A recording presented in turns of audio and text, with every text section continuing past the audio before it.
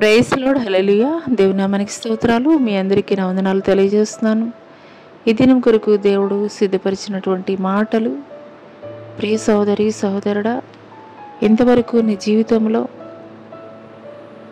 నీ యొక్క ఆలోచనలు, నీ యొక్క తెలివితేటల ద్వారా నీవు కలిగి ఉన్నటువంటి సపోర్ట్ ద్వారా, నీవు కలిగి ఉన్నటువంటి ధనము ద్వారా చేసినటువంటి ప్రతి ప్రయత్నాలు కూడా విఫలమైపోయినటువంటి పరిస్థితుల్లో నా జీవితం ఇంతేనా, నా జీవితంలో నేను మంచి దినములు చూడలేనా అని నీవు ఆలోచిస్తున్నావా? అయితే ఈ మాటలు దేవుడు నీ కొరికే మాట్లాడుతున్నారు. శక్తి చేతనైనను బలము చేతనైనను కాక నా ఆత్మ చేతనే ఇది జరుగును. హల్లెలూయా. ఈ మాటలు వింటున్నటువంటి ప్రియనేస్తమా, జెరుబ్బాబెలు దేవుని యొక్క మందిరం నిర్మాణం జరిగించే విషయంలో కొంత నిరాశకి లోనైనటువంటి పరిస్థితుల్లో దేవుడు మరలా ఆగిపోయినటువంటి ఆ యొక్క పనులని జెరుబ్బాబెలు ద్వారా జరిగించు నిమిత్తము హగ్గై ప్రవక్త ద్వారా దేవుడు మాట్లాడుతున్నారు. ఈ మాటలు వింటున్నటువంటి ప్రియనేస్తమా, నీ జీవితంలో ఇప్పటి వరకు కూడా నువ్వు ఏ ఏ విషయాల నిమిత్తం, అది నీ ఉద్యోగం అవని, వ్యాపారం అవని, గర్భఫలం అవని, వివాహం అవని, అనారోగ్య పరిస్థితులు అవని,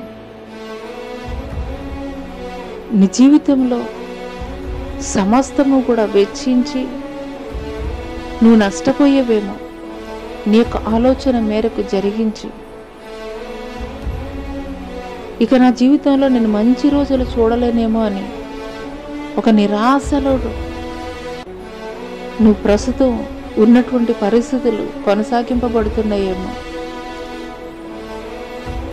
ఈ మాటలు దేవుడు నా కొరికే మాట్లాడుతున్నారని నీవు నిజముగా విశ్వసించగలిగినట్లయితే నీ యొక్క ధనము కాదు, నీ యొక్క తెలివితేటలు కాదు, నీ యొక్క ఆలోచన కాదు, నీకు ఉన్నటువంటి పలుకుబడి ఏది కూడా కాదు. కానీ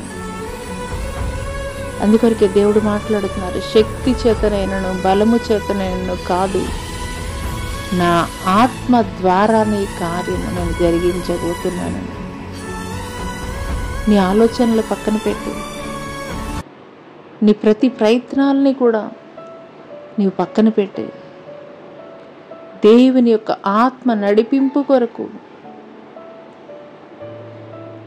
నువ్వు ఎదురు చూస్తున్నట్లయితే మరి నిశ్చయముగా నీవు ఊహించినటువంటి అద్భుత కార్యాలు ఆశ్చర్యకరముగా దేవుడు నీ జీవితంలో జరిగించబోతున్నాడు.